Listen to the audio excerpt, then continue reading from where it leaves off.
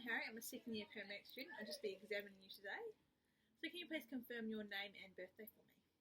Osce Phca, 28th of September 1995. Oh. So I was doing a respiratory assessment today, which includes me examining your chest and listening to your lungs. Is that alright with you? Yeah. So you'll see that at a very nice 45-degree angle, and usually the patient's chest would be exposed, but in this case we're not going to expose Annalie's chest. And are you in any pain at the moment? No. No, that's good. So I'm just checking the environment around me and seeing if there's any medication. Also going to ask my patient if she's on any medications. Annalise, are you on any medication at the moment? No. Good. Then I'm going to be checking her shortness of breath. So I'm checking for respiratory rate, which she's got quite a good respiratory rate, nasal flaring, and contractions. Then I'm going to check Annalise's colour and perfusion. So she's warm to touch. She's a cat reef of 3 seconds. She's good colour and a strong, regular right pulse. Can you please also, I'm going to check your words per breath, so can you please count to 10 for me? 1, 2, 3, 4, 5, 6, 7, 8, 9, 10. So Annalise count to 10 in one breath for me, which is really good word per breath. So now Annalise, I'm just going to be assessing your hands. So if you can just show me your hands this way. So just checking for cyanosis. And if you turn your hands over, now I'm checking for tar staining to see whether Annalise is a smoker. And then can you do this, put your fingers together, and assessing finger clubbing. And so there's no space in between your fingertips, which is really good. And then I'll get you to put your arms out like this. And that's assessing whether Annalise has a fine tremor, which she doesn't. And then your palms out as well. And that's just assessing asterisks. A possibility diagnosis could be COPD. I would think about whether it's COPD from a continuous cough that Annalise has, or whether she's coughing up mucus. Often shortness of breath or tightness in the chest can also be symptoms of COPD, which Annalise didn't have, but still a possibility from a respiratory examination. COPD is often common among smokers as well.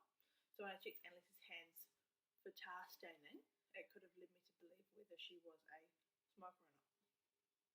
So now I'm just going to assess your head and your neck. So can you please pull down on your eyelids for me? So look good, so I'm just checking for colour. And can you just open your mouth and stick your tongue on your roof of your mouth? Good, so I'm just checking for central cyanosis with that as well. And then I'll get you to, with your neck, turn it away from me. And so I'm just checking for jugular venous distension, which is good, so I can't see any of the veins sticking out there. And do you have any pain in your stomach? No. No. So is it okay if I push down your stomach? Yeah. Let's get you to keep looking that way. And then that's okay, because the veins don't pop out when I do that. So I'm going to check your tracheal position, and it can get a little bit uncomfortable. Is that alright? Yeah. So it's really me just checking the position of her windpipe. I'm just going to come in here like this and feel for any deviation, which is good. And then I'm checking your sacro-sternum distance, which is normally about 3 or 4 fingers. So that's normal as well. And while I'm checking your neck, I'm just going to check your carotid pulse.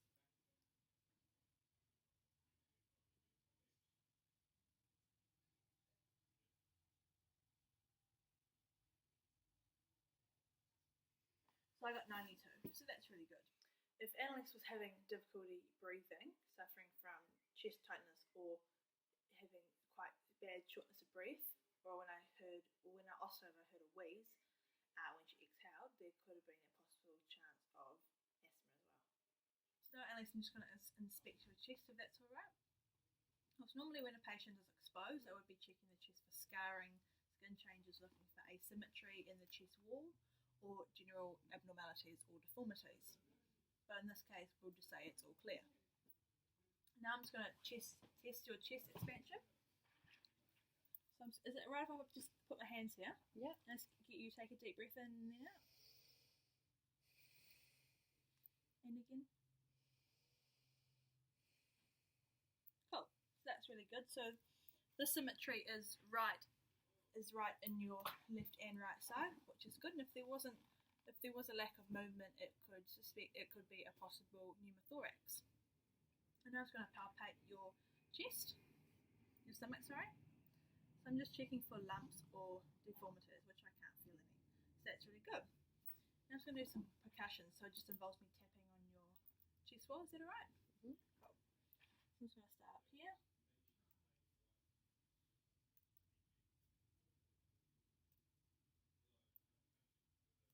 So I'm checking for resonant sound.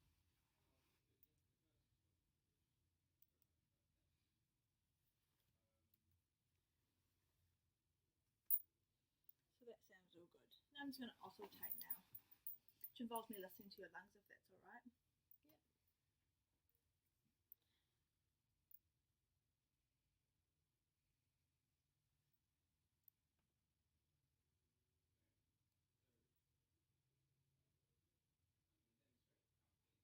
So I'm just listening so I can hear any crackles and assessing the volume.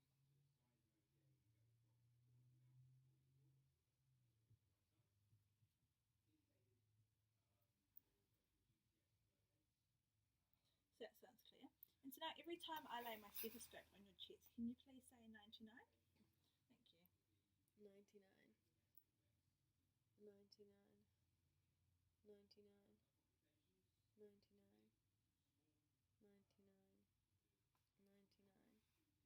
99, 99, 99, 99.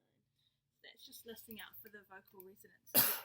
Pneumothorax could be a possibility if Annalise had unequal chest expansion when I tested her chest expansion, or she had minimal lung sounds when I auscultated. She also could have nasal flaring or sharp chest pains that could have led me to believe it could have been a possible pneumothorax. Once we're doing your back inspection now, so that just involves pretty much the same things I was doing before your chest. So I'm just going to put my hands here. I'll get you to breathe in for me. Good. And again up here. Really good. And then I'm also going to check for scarring, skin changes, abnormalities or deformities, or a lack of symmetry in the back, which I can't see, so that's really good. And while I'm here, I'm just going to feel for your lymph nodes, Annalise. And so they feel all good as well. So I'm going to do the same percussion test I was doing to your chest.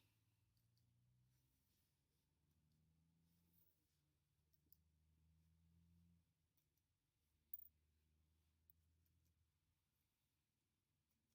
all good as well. Now I'm just going to listen to your chest again. Thanks, Annalise.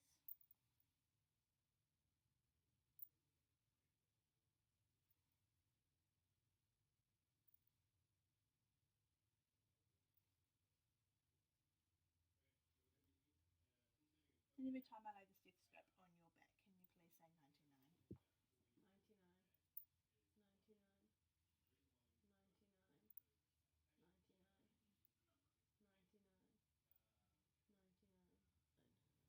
Cool, you can sit back for me, Annalise.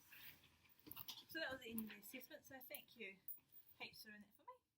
Good luck. Time critical patients include those with life-threatening conditions. These patients require a minimal time on scene and treatment en route if applicable. They also may be patients that need quick management or intervention when people arrive on scene, when the ambulance arrives on scene. While low acuity patients can have a comprehensive assessment done on scene, and their time on scene or being transported to a healthcare facility is not as quick as a time critical patient. I'm also calling my patient Annalise a status 4.